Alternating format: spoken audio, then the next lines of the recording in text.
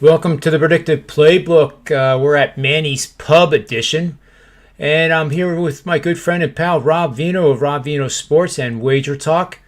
Welcome to the show, Rob. It looks like it's just going to be you and me for now. Well, that'd be fine too, John. Good afternoon.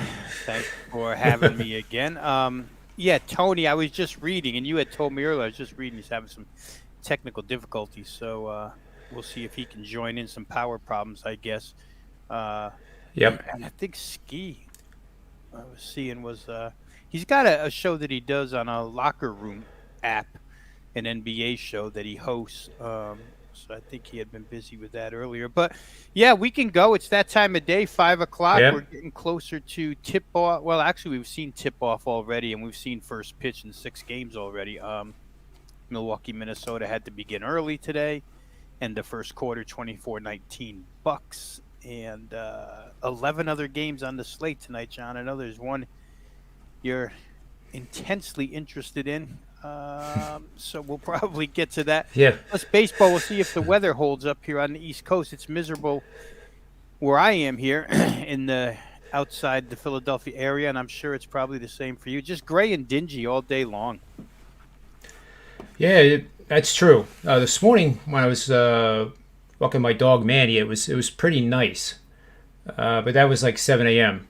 So it's changed definitely. But I think we're heading to warmer weather. Obviously, it's going to, summer will be here before we know it, and hopefully, we can look at a betting board and not see any cancellations due to COVID. Like the Edmonton hockey game today was canceled due to that. I guess Vancouver had a positive test.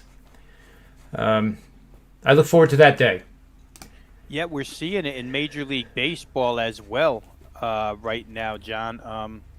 The Cubs have some coronavirus issues running through that squad. I saw where Andrelton Simmons of the Twins, their shortstop, had to be put on the COVID reserve list today. So still a few isolated cases. Major League Baseball powers on. But I think the Nationals, the team who had it to start the year, are at full health now.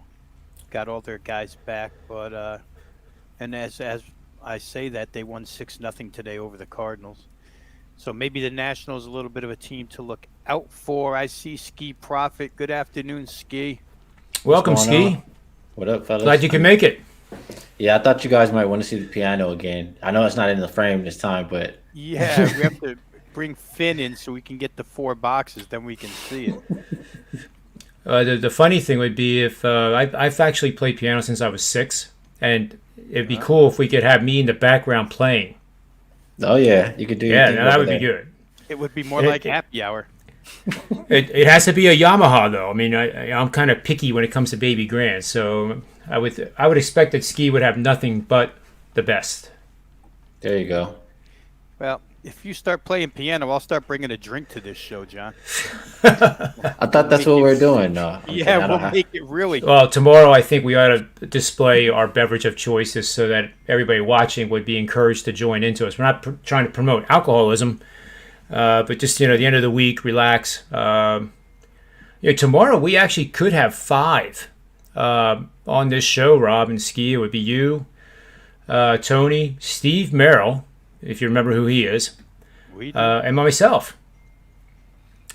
Well. So I actually did a show with Steve today, and I lied and I told him that he was mentioned on the show yesterday and that I had his back, which I don't really think I did, but oh man, which means he'll come loaded for bear tomorrow. Oh, now I gotta watch out. I gotta watch my back. We know how to cut those bullets. Full disclosure, I did not mention that he was referenced as the Machine, Steve Merrill. I didn't mention anything like that, so I don't think he watched. I feel like Albert Pujols is insulted by that. Well, there's not much resemblance between the two in terms of body size, I guess. So. No, or Hall of Fame credentials. Well, there you go. Even with Tony not here, we're it's Degenerate Tuesday, as he likes to say. But in the games that are going on now, Washington, like you said, Tony, when we were just talking before Ski joined us, they seem to be back to health now, and the offense is alive. 6-0. against Adam Wainwright, who's not the Adam Wainwright that I saw pitch in Philadelphia when they eliminated Philly's chances to advance to the World Series. And also the final pitch, I'm sure Rob remembers, is when Ryan Howard went down with a ruptured Achilles. Yeah. Yeah. So that was a fantastic game. That was a 1-0 final, I think, too, wasn't it? Yeah. Or was it 2-1? Was that a Cliff Lee game? I can't remember who threw that game now. Well, I was thinking it was still Holiday, but It might I have could been. be wrong. But Might have been Roy Halladay. One of the two. They were both terrific at that time. and they had great outfielders too, because I remember Chase Utley. I think it was like 6th or 7th inning. 7th inning hit just a laser into the gap, and it was tracked down and caught like it was routine. And then I realized that whatever the score was then, 1-0 or 2-1, it was going to end that way. Because they I forget who the outfielders were, but they were pretty darn good. So then Jake Arrieta, who's a former Philly, he's getting blown up here by the Milwaukee Brewers. That was a 7-0 final. Then we have my free pick today was on the Cincinnati Reds. And I actually, I struggle with pronouncing names right, and I want to be as respectful as possible, but sportsreference.com actually gives you the pronunciation of every single player in every single sport. So that's my go-to reference now. So this guy's name is Tyler Mahle, and it's actually Lay. Mahle. And I looked up some of his credentials, and he's pretty damn good. He's not your traditional three-pitch power pitcher, meaning fastball, slider, curve. It's fastball, slider, splitter. And the splitter gets a very, very high whiff rate and K percentage.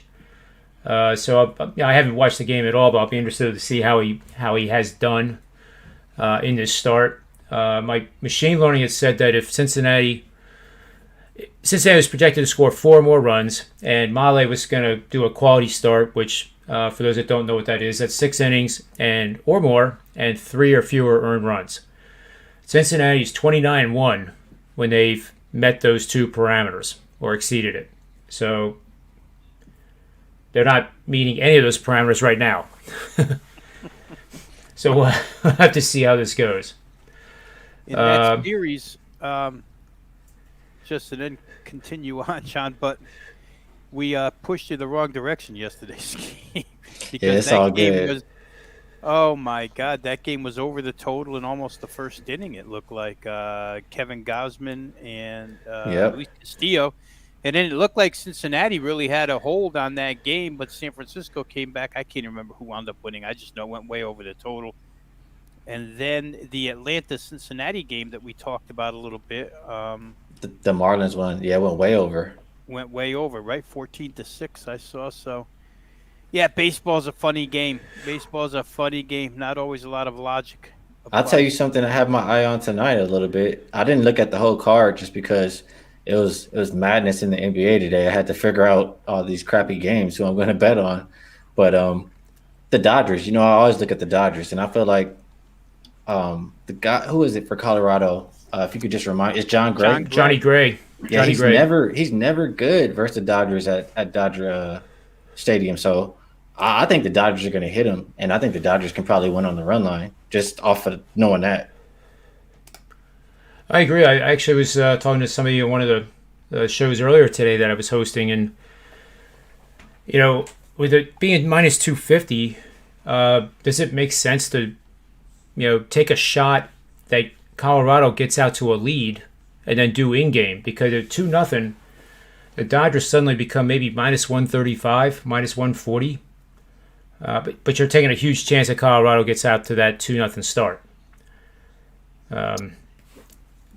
Dustin May's been good versus the Rockies, I feel like, or at least he's good lately. It's one of the two. Yep. So I trust him more than I trust John Gray versus the Dodgers. That's just my thing. So I'll be the opposite. I think the Dodgers get out to the fast start. For what it's worth, I mean, for future consideration, I just ran this query from that show, and it's still here. So favorites of minus 250 or more, facing an opponent that scored first and scored 2 or 1 runs. So before the favorite scores in the game, it's either 1-0 or 2-0. at some point in the game. That's the favorite has gone on to a 894 win, 223 loss record for 80% winners since 2004. The average line's been minus 286. $100 better since 2004 that has done this would have made $26,330 for an 8.2% ROI. It's probably closer to actually 15% ROI. Because I am, on this particular case, I will admit, Rob, I'm using the SDQL because I don't have a parameter yet on mine that is scoring first. Mine is actually inverted to that. It's last to score. And that's not last to score meaning they took the lead. It's just last to score. But anyway, that's a separate story. The run line in these games is 585 to 314 for 65.1%, and that actually comes out to a 16% ROI. But because it's only averaging a minus 139 line and only hitting 65% versus 80%, it's made $15,510 for the $100 better. So, call that an angle in baseball, I guess. It's a little bit different than what I do in the NBA show. Right. But that has merit because those results are very real, and you're simply taking a big favorite that falls behind early, and then they suddenly wake up and win. But to Ski's point, I think it's very unlikely that Colorado gets off to a 2-0 lead, and if you like the Dodgers, you just got to take what the line is. Yeah. Well, and I'll say this. I mean, as somebody who I bet the game, and I bet it the same way. I bet a lot of run lines. I very rarely will lay. I'd rather turn favorites into underdogs. But what we find, guys, the last year especially in this business is the conversion of handicappers and bettors to 5-inning run line to eliminate the bullpen from games.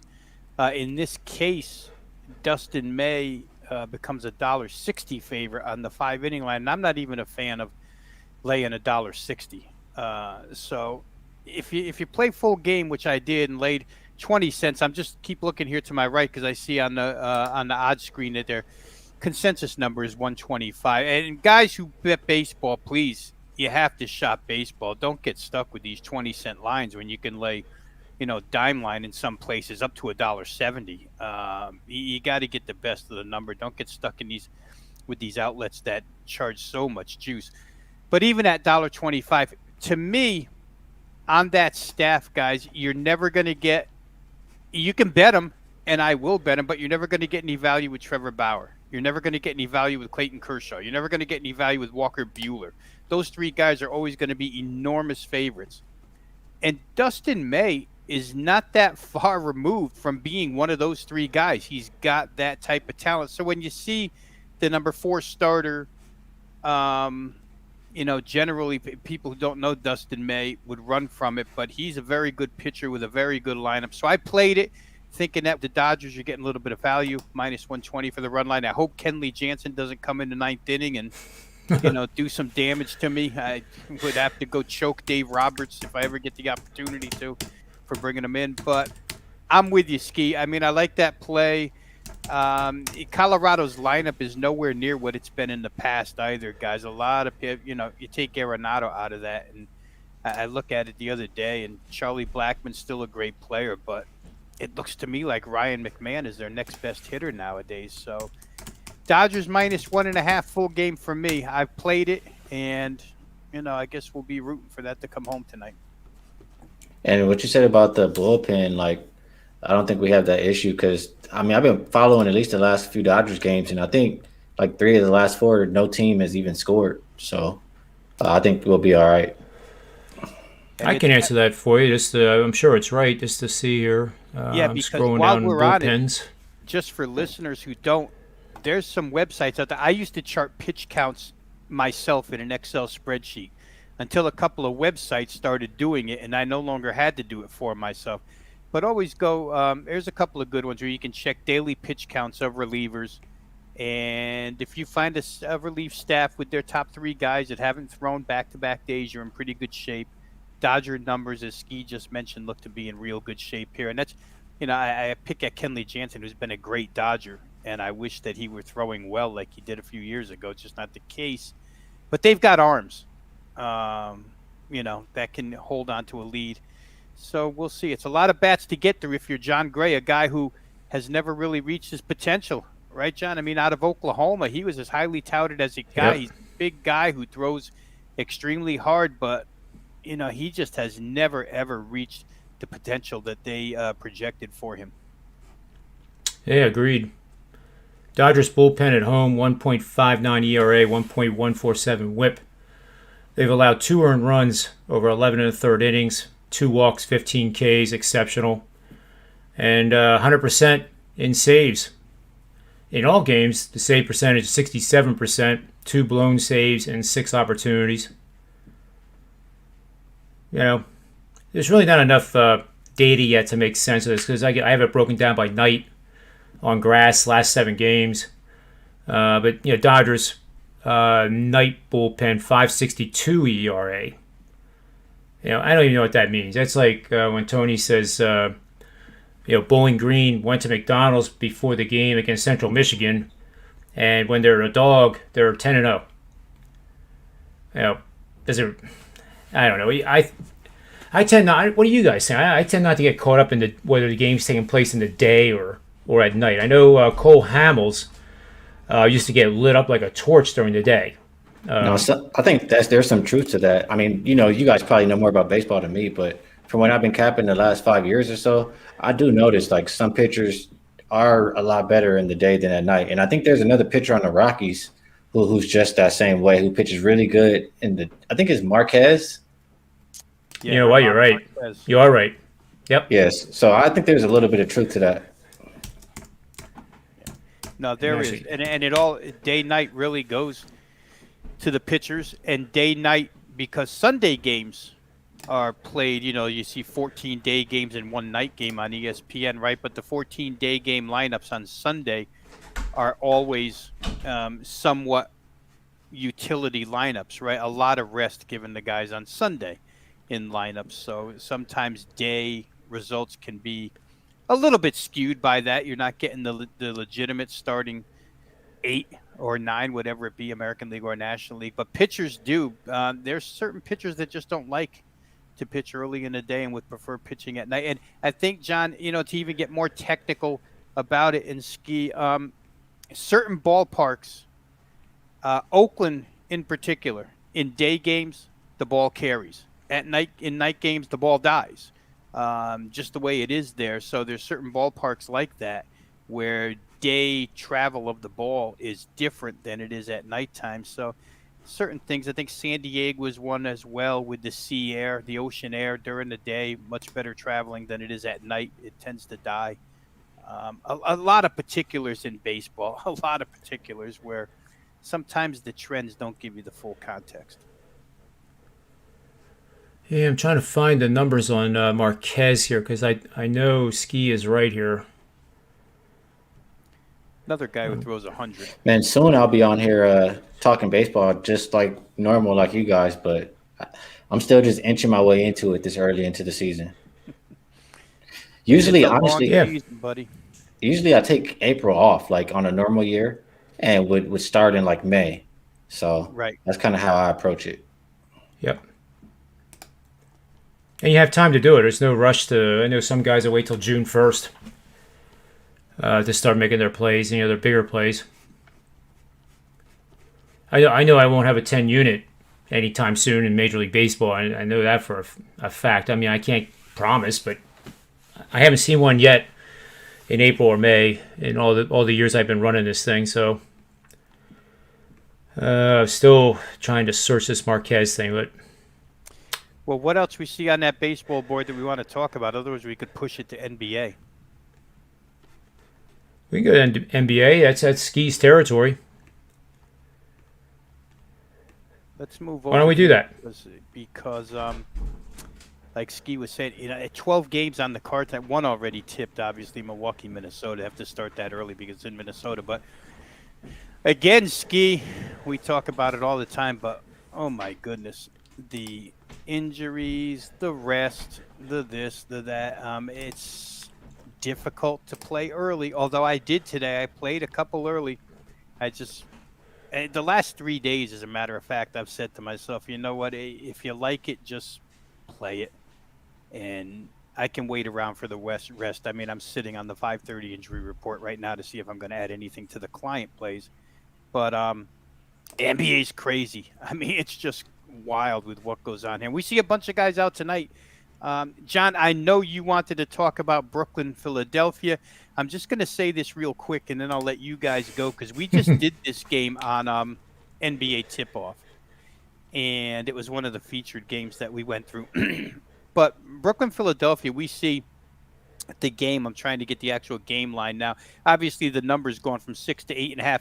The total went from 232 down to 225.5, obviously upon the news of so many net injuries. But I had some things here.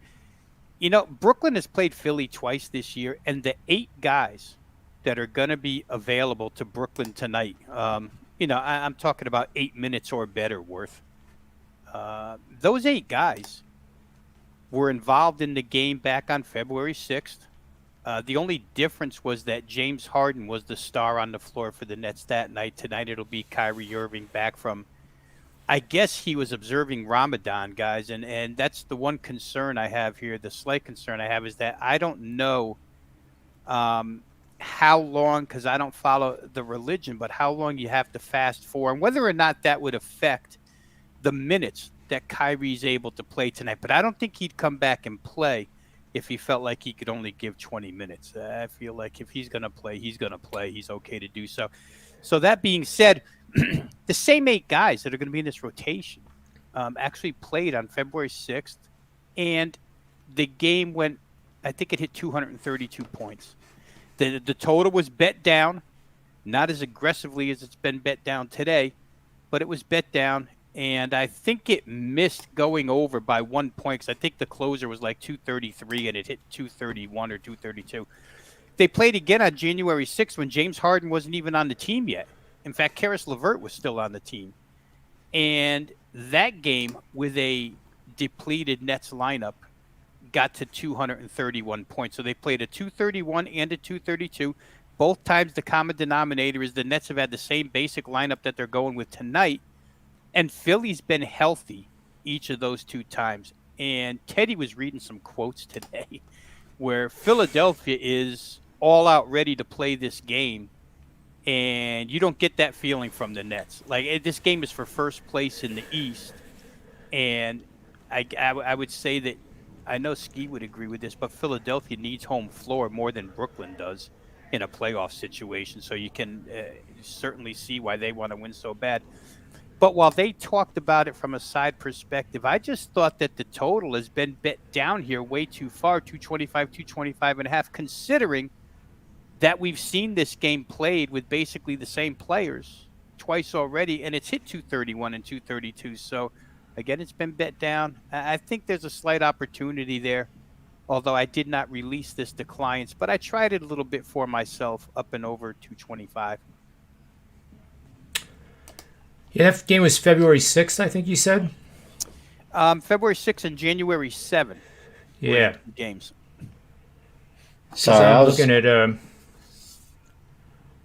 No, go ahead, Ski. No, I was listening to everything Rob was saying, and I was kind of replying and do some stuff and retweeting out the show on Twitter. But that's the Brooklyn total at 225 now. Yeah. Yeah, from 232, I think. Yeah. Okay, that's what I was thinking. So it's dropped quite a bit, and you said you're jumping in on the over, right? I did. Just based off of the first 2 games, because the first 2 games were the same. Like, the lineup on February 6th that Brooklyn put on the floor was no different than the one they're putting on the floor tonight. And that game scored 232. It was 124-108. And then Brooklyn won, right? And the game where they no Sixers. Okay. Sixers, yeah. And Brooklyn wins 122-109 on January 7th. Right. When Harden wasn't on the team and Durant and Irving didn't play. Gotcha. Karis LeVert scored 22 in that game, but Joe Harris had 28. So the guys they're going to put on the floor tonight, the Nets, Jeff Green, Luau Cabarro, Nicholas Claxton, Harris, Kyrie, Landry DeAndre Shamet, Jordan. Bruce Brown, and DeAndre Jordan. Those 8 guys were present in the 232 in the game where they scored 232, and in fact, Nicholas Claxton didn't play. He wasn't their starting center back then. He's that by default here. So, like I said, I just think they bet it down too far, considering the fact that these two teams have played 231 and 232, with the Nets having, not full lineups to say the least. We'll see what happens. But Philly should be able to score at will, right? I think that the Philly definitely will be able to score at will. And, earlier in the day, I kind of was going the other way on this game. I was looking like towards an under, but I understand you getting in now that the number has dropped. I kind of was looking more at, I think Philly is the side, and Philly is, their identity is defense. So if I think they're going to win, I think they're going to play a little bit slower pace, play that defense, and try to shut Brooklyn down. But you make good points about the last game and how that ended up. So it could very well still get over the number. I probably will play Philly early in this game, probably first half type, and they cruise the rest of the game after that. In that game back in February, plus minus, I sometimes look at the Sixers starters, Simmons, Harris, Embiid, Curry, Danny Green, were all plus, with 17, plus 17 for Embiid, plus 14 for Simmons. And the Sixers actually, believe it or not, have had, I think, 3 minimum that I know of, where the entire team was plus minus. And that's pretty rare. And this game only had Dwight Howard at minus 3. The rest of them were all plus. Kork Maz, his playing time is so, it changes week to week. Don't you agree, Rob? You just don't know when he's going to come in. But he was plus 16 in that game, and maybe he does come out and launch threes, at some point when the second unit comes on. But yeah, I know you're high on Matisse Thybulle, and the effort and the defense that he brings is very similar to Ben Simmons, and if everybody feeds off of that. And the thing with Simmons, I noticed, it's almost like it's a chess match within the chess match. So Simmons can guard anybody on the floor, 1 through 5. He's always guarding the best shooter, offensive player in the beginning of the game. But then I've noticed that because I don't usually watch the live games, I'll watch the condensed versions in 10 minutes, 12 minutes. Mm-hmm. But there's times that I think by design he's sent out there to kind of roam around like a free safety would in football, and he's so good at anticipating where that ball handler is going to go that how. The opposite would be how Peyton Manning used to look one way and trick the linebacker into thinking he was throwing that way, and then would literally throw looking to his left, but the ball would go right. I've seen Simmons do that, and that might be the reason why he's one of the league leaders in steals. So I probably do watch this game tonight just to see if that actually is happening. And you already know he's the defensive player of the year, hands down, because I said so. But seriously, he's a tremendous player, and just not getting. I guess he's starting to get the credit now that he deserves. But if you're, listening to anything of sports talk in Philly, or within 100 miles of Philly, it's he can't shoot. He has no jumper. Well, let's pull him up here because now I'm getting irritated. Simmons. 16.1 points per game. All right. Field goal percentage, 56.2% from 2-point range. Overall, 55.8. So what's wrong with that? Wouldn't you like to have a player? If somebody came to either one of you and said, "I have a player for you," and he shoots only 56% from the floor. He's played 263 games in his career. And would you want him on your team? Only knowing that? No, that's not enough information for me. He's 6'11". He plays basically any position on the floor, but he's a point guard. The last time that someone stole the ball from him on an open dribble before they get in the half court set was like never. He's averaging 1.7 steals per game. Or I'm sorry, 1.7 steals per game for his career. He had a high of 2.1 2 years ago. Very consistent scorer since being a rookie. In 2017, 18 was actually drafted in 2016. But he's averaged 15.8, 16.9, 16.4, 16.1. You need to be his agent, John. Yeah, I was seeing if he was going to do as good a job selling as Steve does, but he's doing a good job. Well, it's true. Yeah, I'm learning from the machine, so it'll only be a matter of time. But free throw percentage, I'll admit to you before I do the deal with you, it's a work in progress, but it's on the rise. It's getting better, more confidence. Now, do you want him? I'm going to say this, just knowing myself. Just knowing myself and what I watch in basketball, and then being on shows with Ski for almost 2 years now. If we're GMs of a team, we're going to want to see this guy shoot before we take him because we want now you're asking too many questions. The deal's off. But once we see this guy shoot, we're going to have to go into conference and say, is the rest of it worth it? Because this dude can't shoot. Ski, what are we going to do with him?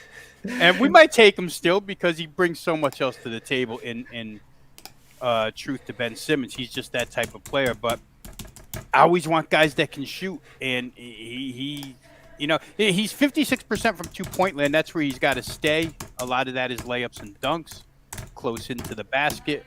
I will say this, John, because we're in the area locally and we see a lot of these local Sixer broadcasts, his free throws have been a lot better this year. I've noticed that he's not the automatic clank off one part of the rim that he had been in the past. But I don't know, Ski. Maybe I'm talking too much for you, but I say if I was looking to pick this guy up and I asked him to hold a little tryout for me and shoot the basketball and I saw him, I'd be shaking my head. I don't know, dude. I can't have you. It's definitely a discussion we would have to have. You guys are definitely going to laugh now because Okay. I'm on it. You're going to love this. This is something I would normally only do to Joe Ranieri. All right, so here we go. Now this is, I'm going to share the screen, and hopefully this isn't something indecent, but I think this is actually Ben Simmons in warm-ups. I think it was actually last year or the year before. It had to be last year. And I'll mute the sound, and God help me if this is not Ben Simmons and it's something stupid. But let me share the screen here. Yeah, I should be an agent. I really should. I'm pretty good at this, I think. Yeah, but if he's dating a Kardashian, I don't want him. You can keep him. Oh, that's another thing.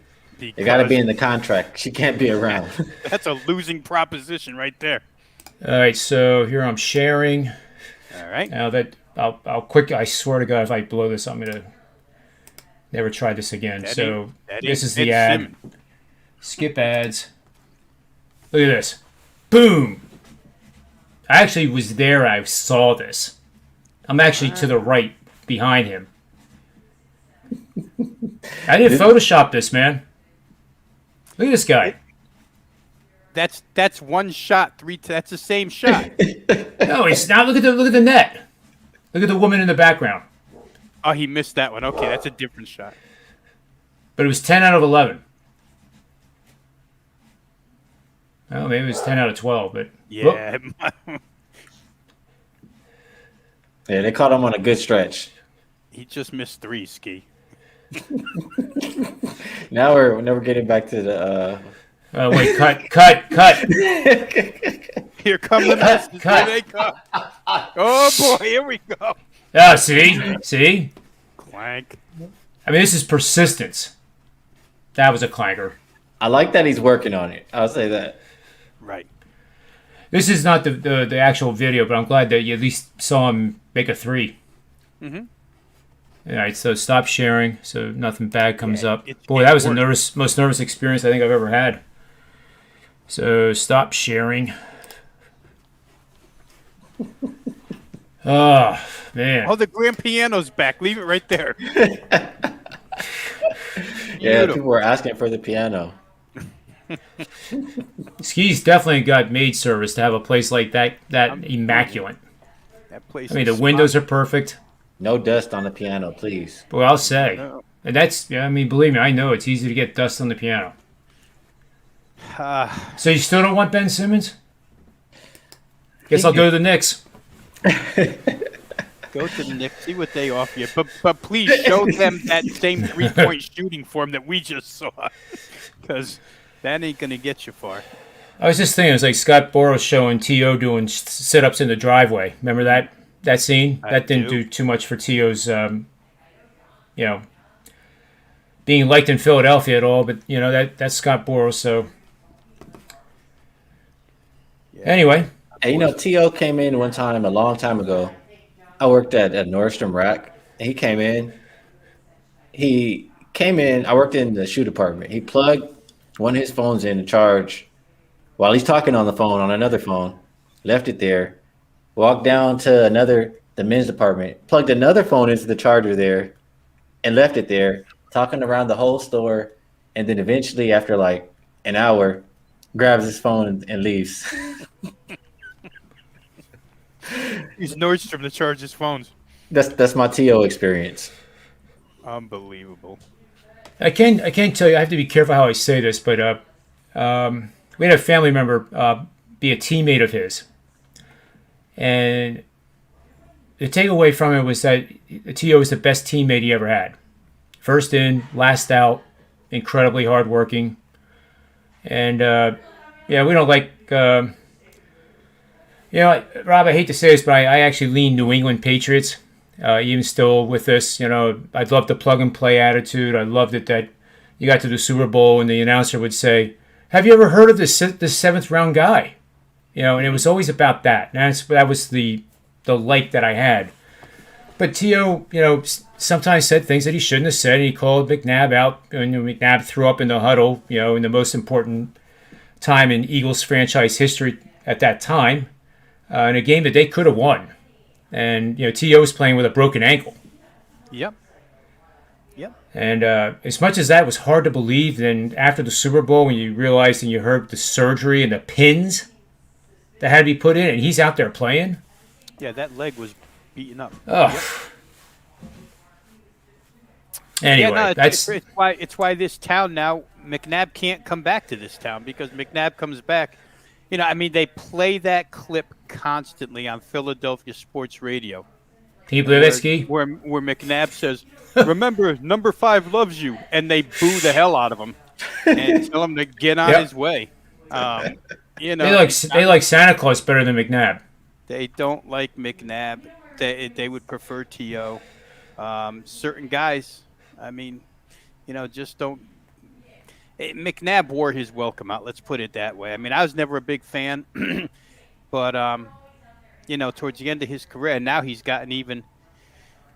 The relationship with him and the fan base here has gotten even worse. So I don't know how we got off on Donovan McNabb, but Ski, pull something from the NBA board that you like tonight. Okay. Well, there's the game I like the most probably. I played one game, and the line has probably already moved too much. And so I'll talk about things the Wizards and the Sacramento Kings. You wouldn't think it's one of the better games or one of the games you really look at, but on a slate like today, it was probably the most appealing to me. And the Kings, I talk about them all the time, Rob. There's times and stretches where they play defense, and you want to back them. They start to win a couple games. They're in top 10 defensive rating. Then they regress and they go back to bottom 5 defensive rating, and they're just losing. And that's the Kings that we're getting right now. Rashawn Holmes is doubtful. The 4 games that they missed him, they've lost all 4. I think he's a big part of why they have some kind of success. I always say I like to fade teams that have lost 5 or more games in a row. That's the Sacramento Kings today. If you've been doing that, you're over 60% on the year. And Washington, they've been playing good lately. They played the Jazz tough. They won that game. They've covered 4 out of 5. I think that they come in and win this game by margin. So I like that. And I also like Russell Westbrook to go over his rebound prop. It's 12.5. It's a high number, but check it out. He's went over 12 of his last 15 games. And I talked about Rashawn Holmes being doubtful. He's the leading rebounder for Sacramento. They're already the worst rebounding team in the league over the last 5 games. So that's what I like. Russell Westbrook rebounds over 12.5, and I like the Wizards minus the 2 points. Is there one for? Go ahead, Rob. I love the fact that you pulled that game because we were myself and Ralph Michaels. We subbed in today an NBA tip-off, and Ski. You know how that works. Top, middle, and bottom, the 3 guests, and I'm on the bottom. So when best bets come, I have to go last. And I got my best bet all lined up, and it's going to be Washington -2. We talked about that game.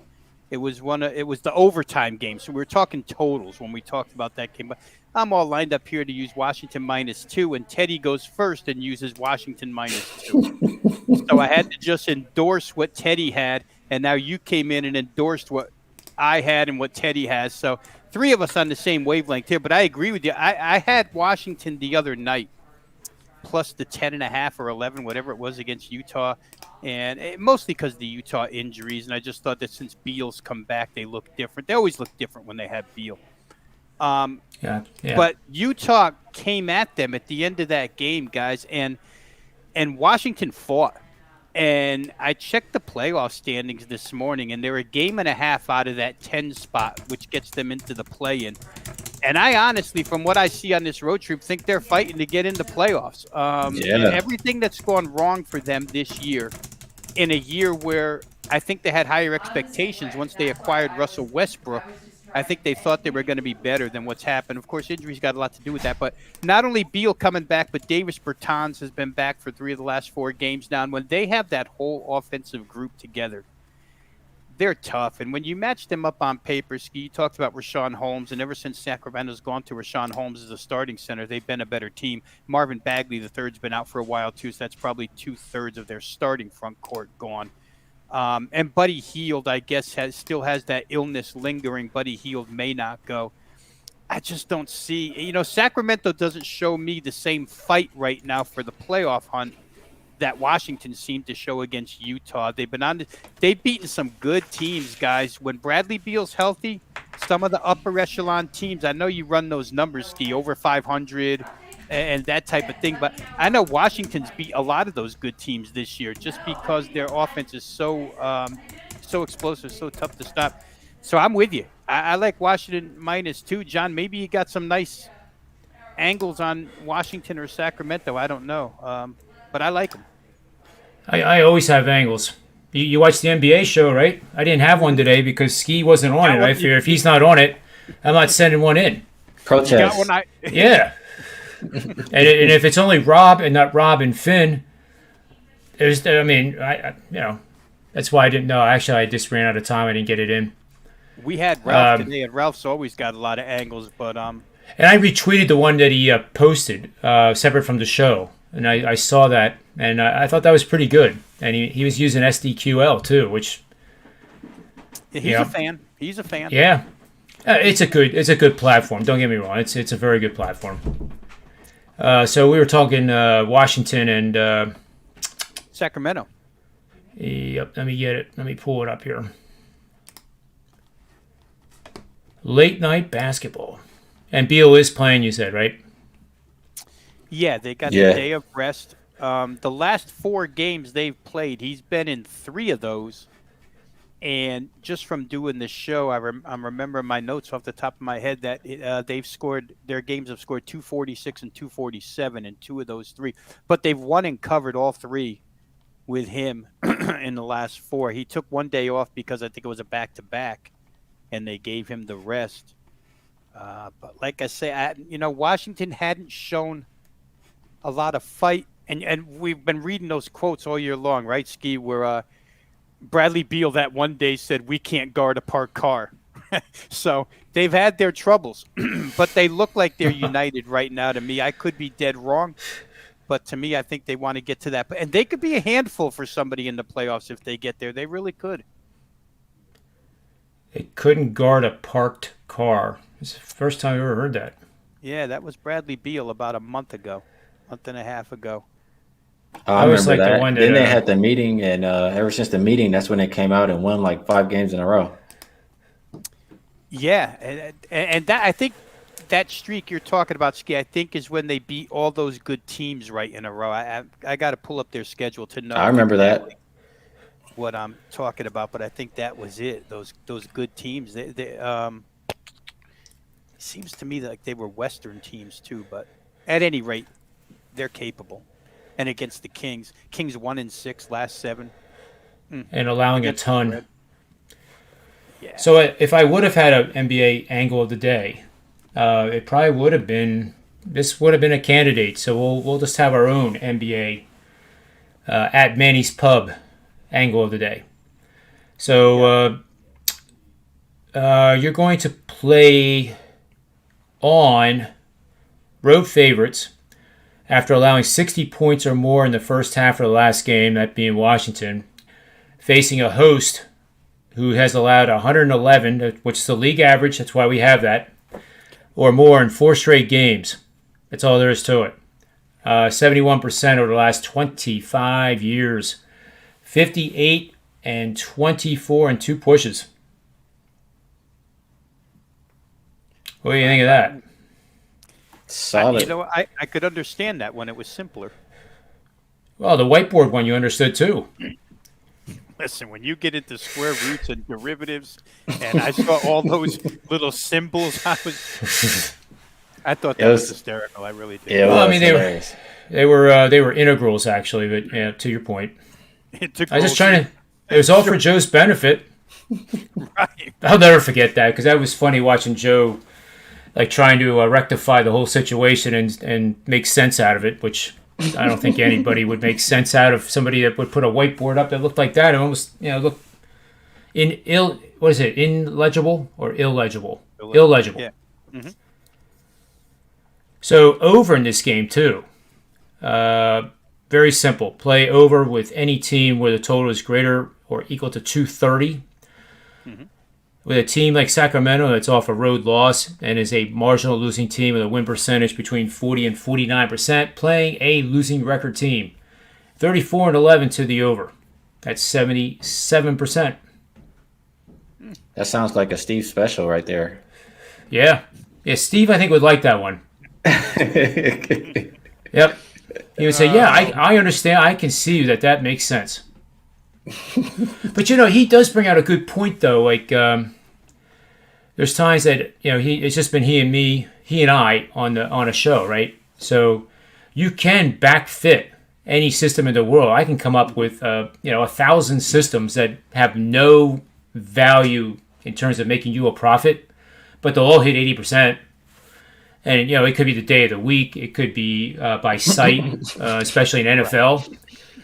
It's crazy, But that's why I use that p-value. And I guess we call it now the John Ryan quotient, I guess is what it's called now for our purposes. So, p-value doesn't sound like... It doesn't sound right when you're talking about sports and sports handicapping. So, it sounds like something else.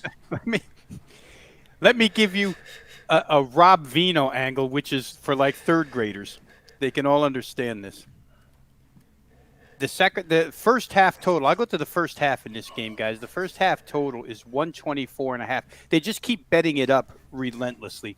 And with anything in sports where the line is concerned, there's always a breaking point somewhere, right? There's always a breaking point where you have to get off the horse and go back the other way and bring things back if you're going to make money in this business. At 124.5, which is the first half number tonight, the last 7 games Sacramento's played, they haven't gotten over 124.5. All their first halves are lower than 124.5. So to me, maybe this number has just been bet to a spot where you can't bet over anymore, and it's time for a little take back. Doesn't mean it can't go over because we've seen Washington and Sacramento both put up huge first halves. But the number, I mean, just from a first half perspective, when we're starting to stare at 124.5 for a first half, just think about what it is. You have to score 63 and 62 in the first 2 quarters to get there. And it's not easy to do.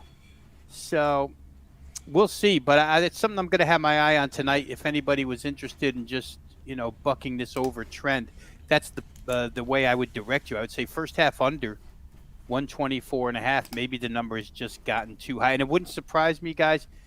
Well, you know what? If Buddy Hield gets announced as out, it's not going to climb any higher. So you probably are supposed to get it right now, just in case. But if all things stay the same personnel wise, we may see 125.5. It's one of the last 2 games on the board, and people are always firing away at the 10 o'clock Eastern games, 7 o'clock Pacific games, trying to get a little money back sometimes. Hey, I'm gonna hop out a little bit to go catch some games and have a beer before the game start. Actually, so maybe next time I bring my beer to the show and I'll be able to chill out. Can you join us tomorrow? Because I'm all for that. I think that would be a riot. I think it would be really good. If Steve's here, I'm out. That's what we're doing. I'll bring it if that's what we're doing. See, I'm going to stagger Steve now to. There's only certain people we can have in the viewing area when Steve is on, I guess. No, I'm kidding. I'm going to say minus 650. Steve, don't drink. You know what? Minus 300. He drinks a Swiss Miss. Whatever it's called. You know what I'm going to do is. We have one more thing, and then we'll sign off here. This is my area. Max, is that Mason Record? I guess is his name. So welcome to the show. Thanks for the question, Cantley. Over Morikawa minus 107. No way. I had Cantley as one of my guys to win the Masters, and he didn't even make the cut. He's not in good form, and Morikawa is a stud. He's consistent, and this is a course that is shorter, demands accuracy. You'll see a lot of guys using irons off the tee instead of drivers. It's one reason Bryson DeChambeau is not playing this week. He withdrew because they said, we're not going to let you play from tees that are further back than the actual ones. No, I'm just kidding. But Morikawa would actually be one of my picks. So I would take Morikawa over Cantlay. And I guess that's about it for now. I'll tell you one thing, though. David Behrman of ESPN is on my Tuesday show. And he's been on it 8 times now. He went 8-1 with his bets, matchup bets, his top 10 bets, top 20. Just nailed it. Cam Smith is another name that we both like quite a bit. That kid's going to win a major someday. And, Willie Z, the kid from the junior tour, and I say that with respect because he played like he didn't even know he was at the Masters. And that was the first time he was ever at the Masters. And he just, that was a very, very impressive display of golf by a first-timer. And, the young man probably weighs 150 pounds. He hits the ball a mile. He's accurate. He's obviously mentally stable. And that's important in these events. So keep an eye on that guy because he's going to win something this year. And it might be the U.S. Open. It might be the PGA. But it's going to be something. So sorry to bore you guys with golf there. It's still played with a spherical object, so it qualifies as a sport, much like bowling. And real quick, before you sign us out of here, John, I just want to plug my kid, my youngest. Tonight, ESPN is going to have their first ever betting simulcast show on the Brooklyn Nets Philadelphia 76ers game. You can watch the game, I think, on one channel, and on another channel you watch the game plus all the live in-game odds going across the screen. I think they're going to have 3 people from the show that Bierman's on, and my son's in the production crew here. They're going to be, kind of giving out advice on who you should be betting on during the game. First time ESPN's ever tried it. We've had it locally here on Sixer games for about a year now, but I just want to throw that out there because they're kind of proud to get this one off the ground. So we'll see how it goes tonight. If you're not watching the game itself, watch the other channel where you see the game and all the live in-game numbers going through as the game goes on. Yeah, that's great that you remembered that, Rob, because I forgot to mention. I think it actually officially starts at 7:15, the live betting version, but that there's something that starts at 6 o'clock too in place of the daily wager. So right. It really at 6 Eastern, this whole thing takes flight. And if you can watch ESPN tonight at 6 o'clock Eastern Standard Time, I highly recommend it. And you'll be, it's just going to be awesome. It's really, really going to be good. Good. So anyway, is that it, guys? Nothing else? Anybody have any plugs for their plays tonight that they're selling, or all good? I'm good. All right. I'm not going to beat the machine today. Yeah, we miss them. It's like in the locker room. If you don't kid somebody and you don't get kid, then you're not liked. And the fact that we bother to kid him so much means that we must like him. He knows how to kid. So, on a sentimental note, for Ski, Rob Veno, myself, and the Predictive Playbook, may all the wins be yours.